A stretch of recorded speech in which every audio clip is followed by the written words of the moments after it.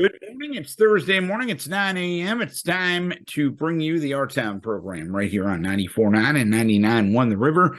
My name is Darren Swinson. Our Town, as always, brought to you by Decorah Bank and Trust.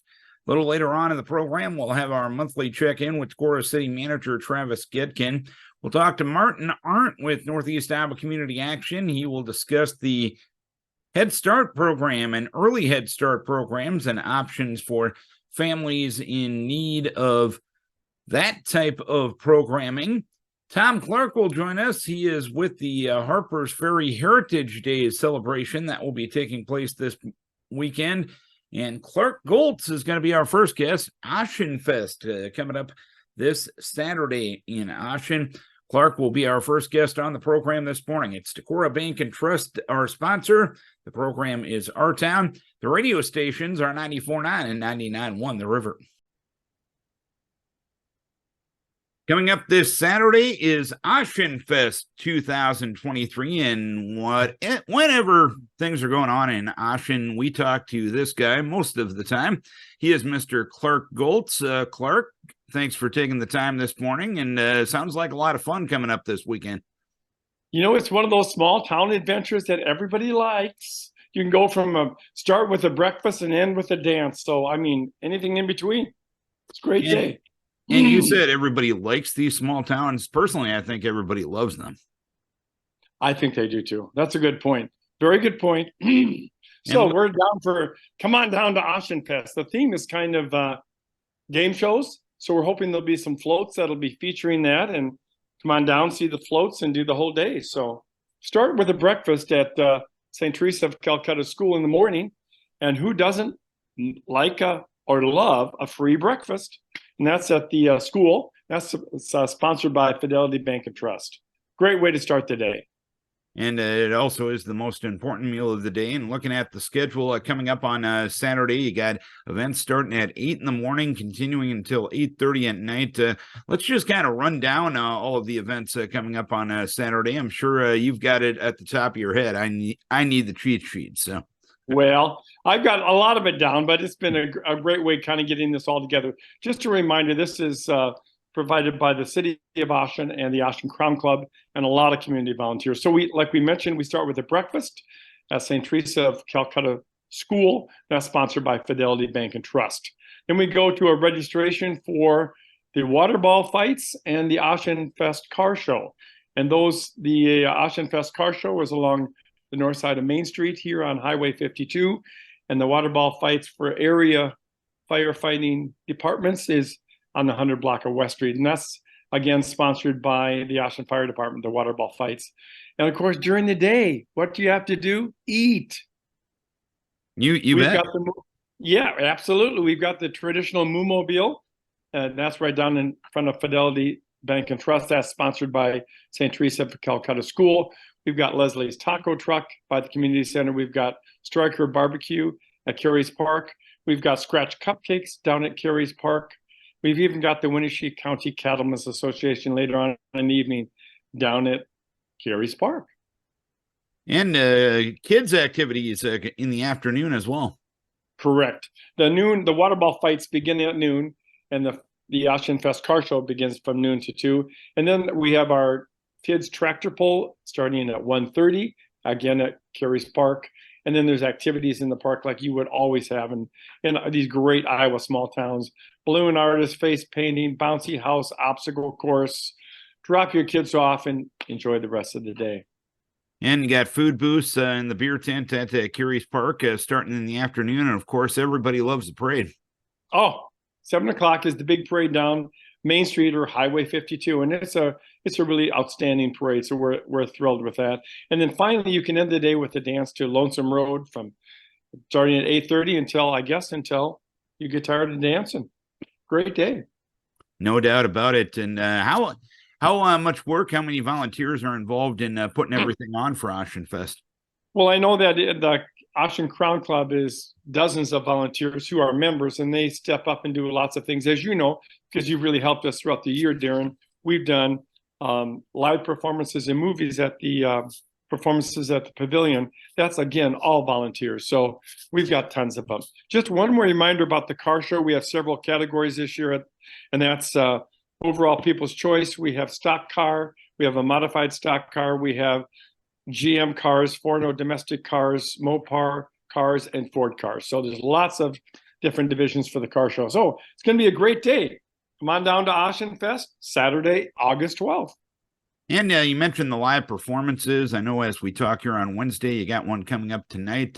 How long are they going to continue this summer? They will go through Wednesday, August 16th for our scheduled ones. We kind of stop when school begins because we usually do them on Sunday or Wednesday nights. And when school starts, our focus is on school and getting those kids back. We will have some special events, though, in September and October, and we'll announce those separately. But they have been tremendously attended. It's been a great summer in Ossian. You sound like a former educator with that reasoning.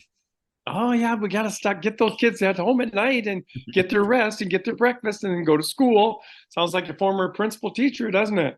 It does. Anything we're missing? Anything else you want to pass on regarding Ossian Fest this weekend? I don't think so. Just check out the Facebook page. Check it out on the City of Ossian website. Check out the posters and check all the great news on KVIK. All right, Clark, we appreciate the plug at the end, and we always appreciate catching up with you. Thank you for all you do for the city of Ossian, and have fun this Saturday. Thank you, Darren. Have a great day. Clark Goltz is with the Ossian Crown Kill Club. Ossian Fest events from 8 a.m. until whenever on Saturday.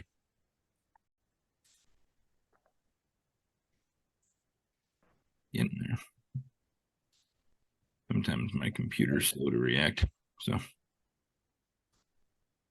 coming up this weekend is Harpers Ferry Heritage Days, and here to talk about the events coming up this weekend is Tom Clark. He is with the Harpers Ferry Area Heritage Society. And Tom, I'd imagine it's always a fun weekend in Harpers Ferry this weekend.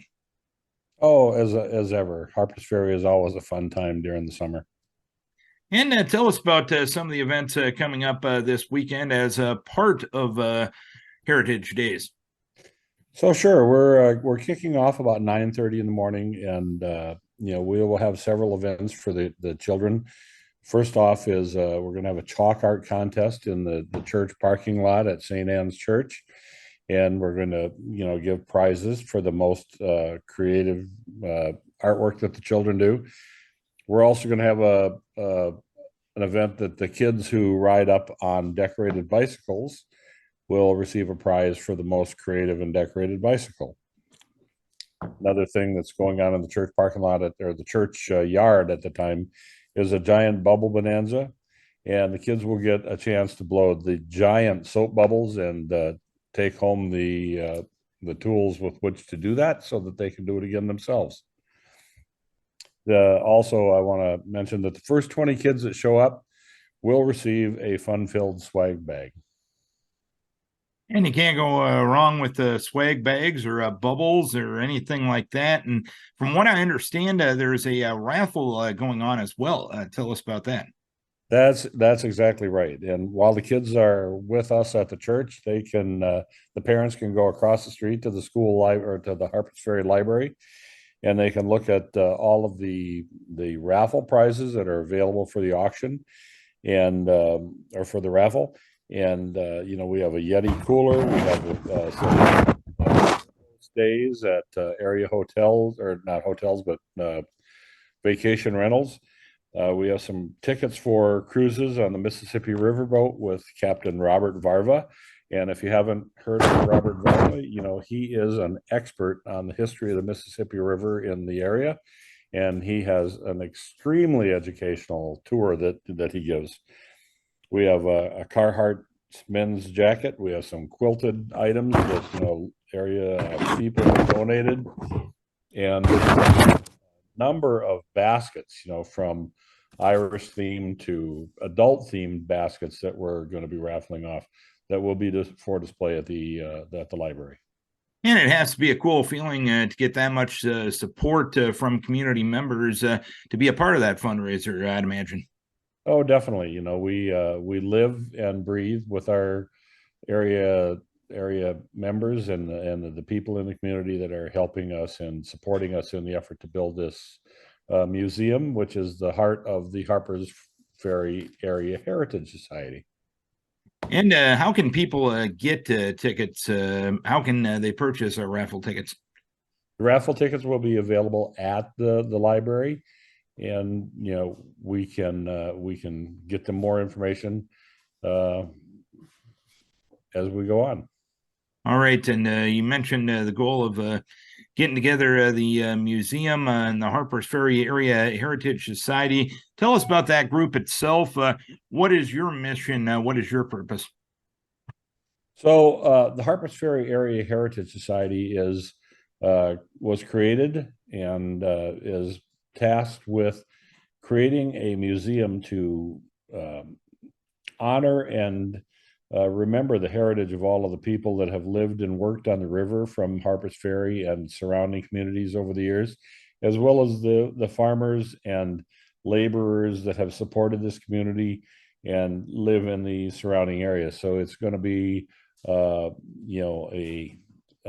museum that's going to support the commercial fishing that's taken place in Harpers Ferry, as well as the agriculture and the area around it. So basically everything that's kind of made Harpers Ferry what it is over the years, right? Oh, exactly. All right, Tom, give us one final invitation to come to Harpers Ferry this weekend. Sure, I'd like to have everybody show up. We're going to have some good times, particularly for your children. So come on down and enjoy Harpers Ferry and have some fun. All right, Tom, we appreciate you taking some time to tell us about Heritage Days coming up this weekend. Enjoy the weekend in Harpers Ferry, and best of luck with everything going on this weekend. And thank you. Tom Clark joining us from the Harpers Ferry Area Heritage Foundation. Harpers Ferry Heritage Days coming up this weekend in Harpers Ferry.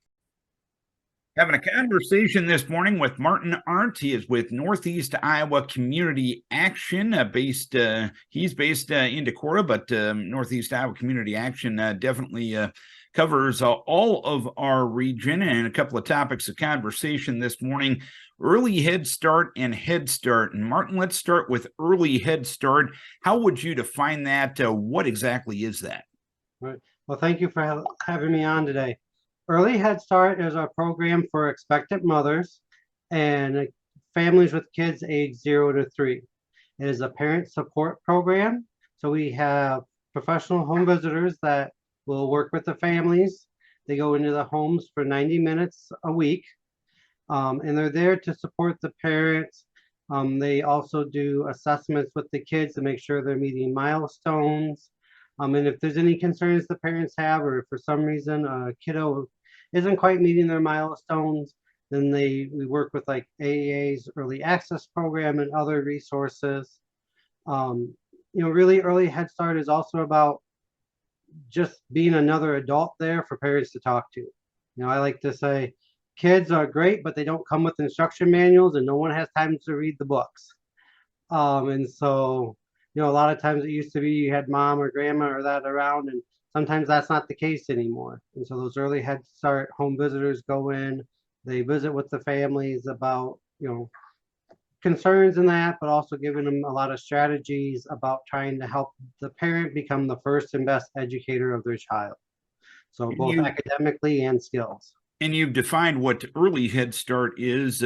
Talk about the Head Start program itself. I think a lot of us that are on the outside looking in are aware of Head Start, but maybe can't define it if asked about it. How would you define the Head Start program? Yep. So Head Start kind of picks up where early Head Start leaves off. So Head Start is basically 3 and 4 year old preschool. It has been around since the mid 1960s. It is a federal program that is delineated to each service area. So between our 7 counties of community action, we have 15 classrooms. Those classrooms, again, are for 3 and 4 year old. What kind of makes us unique and stand out apart from other preschool programs in the area, though, is that we are 5 days a week. For a lot of them are only 4, and we're all day for 5 days a week instead of a half day. The other thing is that what's great about both programs is for qualifying families, there is no cost. So there's no cost for school, no cost for meals, no cost for anything else. One of the other advantages of Head Start, or one of the extra perks, I'll say, is for families working 32 hours or more a week. We have free wraparound or extended day services so that families can get to work. We're all about trying to support the families. We also have family service specialists who work with the families outside of the classroom setting to try and help the family be successful, because we know scientific study after study shows that if the kids have a good solid home life, they're going to be better opened up to learn. And so we try and help the families on that end too, in addition to the great stuff we do in the classroom. How do people sign up to utilize these services via Early Head Start or Head Start? How do they get in touch with you guys? So for both, it's the same application. You can go to our website, www.NEICAC.org, and then click under the program tab that says Head Start, and the application's link is right there. And so it's just, you click at the top whether you want it for Head Start or for Early Head Start. If you are interested in both because you have 2 kids or more, you need to fill out an application for each kid. Or if you're an expectant mom, you've got a kid interested in Head Start, you can fill out an application for both. That goes then to our family service specialist. So every county has at least one family service specialist that serves that county. Some counties have 2. And then that family service specialist will follow up with the family. If people aren't real good on computers or don't like that option, they can always get a hold of one of our outreach offices at the county level, and that family service specialist will be more than happy to do that application with them over the phone or in person.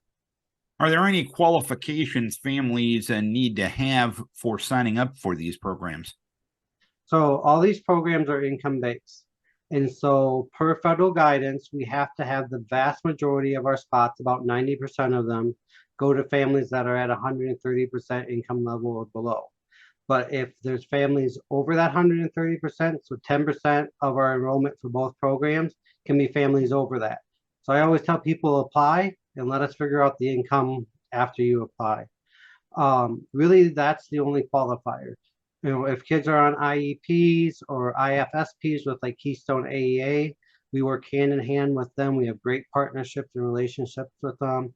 If kids have other needs that they're working with, other like physical therapy, speech therapy, etc., we want to be there and help the family be successful. So we work with all those agencies. But yeah, as far as qualifiers, the biggest thing is income, but apply and then we can work it out from there. There are a couple of non-income qualifiers. So like if a family is on SNAP, which is the food stamp program, if anyone in a household receives SSI or are on FIP, those we don't need to look at the income. We just need to have proof that they receive one of those 3 things: SNAP, FIP, or SSI. In obviously school year, the academic year for most kids are starting here in a couple of weeks. Is this kind of the time, the ideal time to sign up for these programs, or is sign up available really year round? So obviously now is kind of the crucial time because we do want to get classrooms full, but we do take applications throughout the year. So if you have a kiddo who turns 3 in October or November or December, we can take applications at that time. And if we have room, then they can start mid-year in the classroom. And Early Head Start especially is a year-round application because there's once we start working with a family, we work with that family all the way until the kiddo is 3 or ready to go on to Head Start or preschool. With Early Head Start, when you qualify once, you don't have to keep doing it year in, year out. Once you qualified, we'll be with you and walk with you that whole way until your kid's ready to enroll out because of age. Anything else specifically that the public needs to know regarding Head Start or Early Head Start? Anything we're missing? No, I mean, both are fantastic programs. If people have questions, they can reach out to me here in Decorah or with their family service specialist. Again, sometimes people think it's only for kids with special needs. No, we have kids from all economic levels, all situations.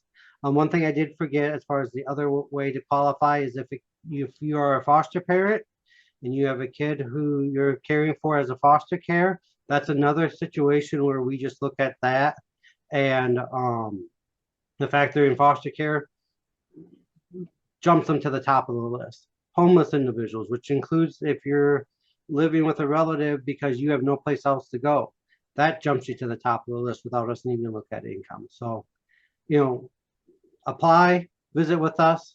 The more we know, the more we're able to see about trying to get you qualified as part of that 90%. Of course, the two programs we touched on this morning are just part of the services that Northeast Iowa Community Action Corporation provides. Give us a rundown of maybe your general purpose, your general mission statement, because it's one of those things. I know a lot of people are aware of the good that you do, but it's always good to put it into words. Yeah, I appreciate this opportunity. Yep, Northeast Iowa Community Action Corporation is a private, nonprofit community action agency that began in 1965 and continues today to provide the support and resources to improve the stability and quality of life for individuals and families with limited resources. We assist those living in the Northeast Iowa counties of Allen McKee, Bremer, Chickasaw, Clayton, Fayette, Howard, and Winneshiek, with programs serving in all stages of life, including family services, crisis programs and food pantries, Head Start and Early Head Start, which we visited about, LIHEAP and weatherization, affordable housing, rural public transit, child and adult care food program, and family development and self-sufficiency or FADS. NEICAC is locally controlled and represented by the private, public, and low-income sectors of our communities.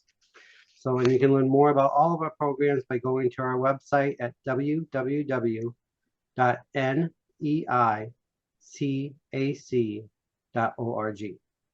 Martin, we appreciate you taking the time to have a conversation with us about Head Start and Early Head Start. And we appreciate everything that you do and everyone at Northeast Iowa Community Action Corporation does to make us a better place to live in our communities. All right. Thank you kindly, Darren. Martin Ahrdt from Northeast Iowa Community Action Corporation discussing Head Start and Early Head Start. Time now for our monthly conversation with the city manager of Decorah, Mr. Travis Goedken, and a lot of issues talked about by the city council this week. We'll start out with the city's contribution to the Sunflower Child Care Discovery Center. Council approved paying the final $150,000 of the commitment the city made. A, where was that money coming from? And B, what prompted you to make that final payment at this time? Mm-hmm. Sure, Darren. So that final $150,000 payment is made out of ARPA funds. So those are COVID-related federal funds that were distributed to the city a few years back.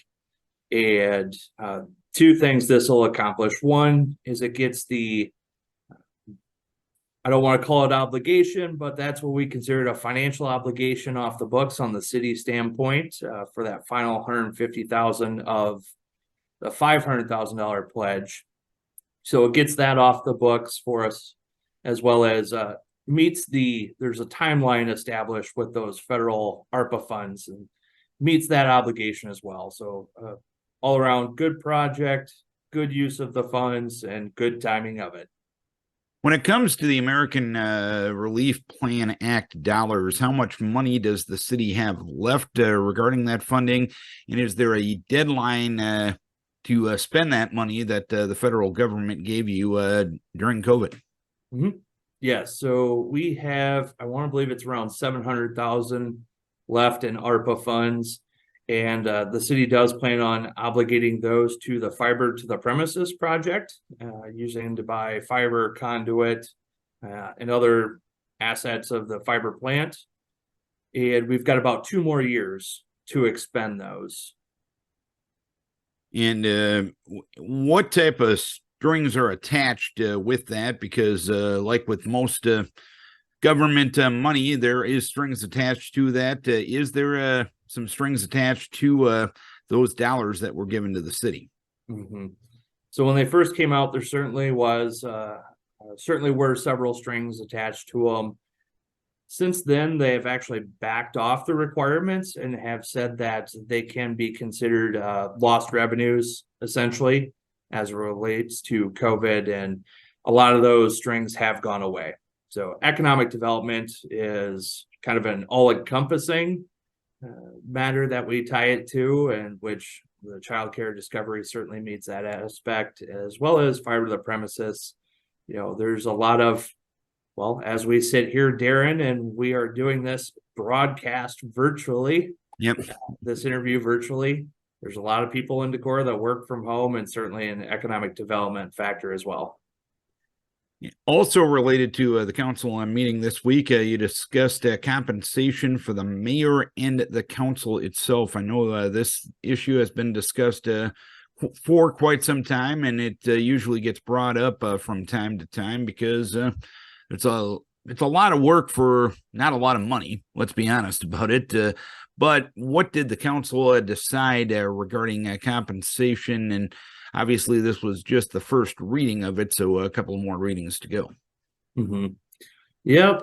Currently as it stands, Darren, it's about $100 a month compensation for council, and about $400. Not about. It equates to $400 a month for the mayor. Currently, as it stands, it's $4,800 a year, set out by ordinance for the mayor, and the council is paid $50 per special meeting, regular meeting, or adjourned meeting of the council. What the first reading entailed was no per meeting increase for the council, but recognizing that work sessions as well as other committee meetings of the whole, like the personnel committee, that those should be considered as part of that $50 compensation. So that was part of the first reading, and that did recognize that the mayor typically attends those work sessions, and so did increase the $4,800 a year to $5,200 per year. And that is by ordinance, and that was the first reading. So when it comes to, say, a personnel committee meeting, which the personnel committee consists of all 7 council members, if you have a personnel committee meeting on the same night as a council meeting, do they get paid twice? They do not get to double on that one. But committee meetings are not going to be a part of this? Correct. Standard committee, such as, utility committee or street committee, where there's 4 council members, that is not a committee meeting of the whole and would not be compensated. Council discussed the Drinking Water Protection Plan final report. What did that final report say? Mm-hmm. So our discussion was pretty light on it because this was presented at a work session, a committee work session, prior to last council meeting. And the report, one of the biggest takeaways from it, talks about our wells and the wellhead protection area. Most communities in the state of Iowa, if there is some kind of surface spill or another contaminant that's in the area, cities typically have months or years to respond. Typically, that response time is measured in years. Here in Decorah, given our karst topography, we have days to respond. The west cluster of our 3 wells, we only have about 10 days before that contaminant could potentially leach into our wells. The eastern cluster, I guess I'd call it, would have 30 days. And so that's the biggest takeaway out of this whole report. And there will be subsequent council action. The wellhead protection area that's established by ordinance. There are different regulations within those boundaries. So you'll see more of that to come. Out of my own ignorance, what's a wayfinding study? Well, that's to make sure that of all of our friendly visitors here in Decorah, they can find their way to different points of interest throughout the community. That's the best way to put it. This would help identify, not help. The plan is that Upper Explorer Land, who was awarded that proposal, they'll go through our main corridors, establish existing sign inventory, identify different attractions that should have signage along these corridors, and help develop an overall design and proposal to implement. Simple enough. You discussed the Carlson Park Trail Coalition Agreement, and some people, from what I understand, want to raise some funds to establish a trail within that park, and you just had to formalize such an agreement to allow them to do so. Is that a simplistic way of putting things? Even simpler is less formalize it to allow them, but more to just make it known that the city is willing to accept funds raised by this group for this project, and to recognize that there's a group that's going to be actively working out there, much like the Trout Run Trail. You know, a group of residents that want to see these improvements out at Carlson Park. They're going to independently try and raise some funds to make those improvements, and then we'll work with that group, and the city will construct some improvements out there. And it covers what I had in my notebook. Anything else on your Microsoft Word document on your computer? Oh, no, Microsoft Word. We've got hard copies here too, Darren. Oh, really? Yes, yes. No, the only thing I might add is more so just a reminder for everyone with the Labor Day weekend coming up in September. That does push back our council meeting back to Tuesday, September 5th. So anybody that's wanting to attend that council meeting, don't show up on Monday, because you'll be sitting here by yourself. And I think that's probably good advice. You should enjoy that the last weekend of summer, shall we say. But Travis, appreciate you taking the time, telling us what's going on in the city of Decorah per usual, and look forward to talking to you again in the month of September. Thank you, Darren. Always a pleasure. Travis Goedken, City Manager of Decorah. Hey, thank you to our guest on the program, Clark Goltz from Ossian. Ossian Fest coming up this Saturday. Tom Clark from Harpers Ferry, the Harpers Ferry Heritage Festival coming up this Saturday.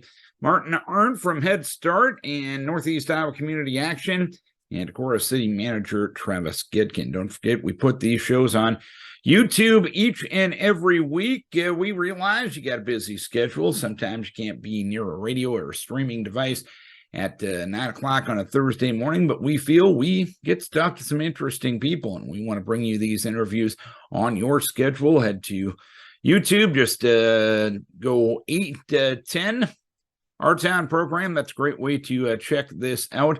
Also, we put the links up on all of our LA Communications Facebook pages. Another way we connect with you at LA Communications. Our thanks to our sponsor, Decorah Bank and Trust. A thanks to our guest, and most importantly, we thank you. That's right, you, for tuning in, for logging on, or for watching Our Town on 94.9 and 99.1 The River.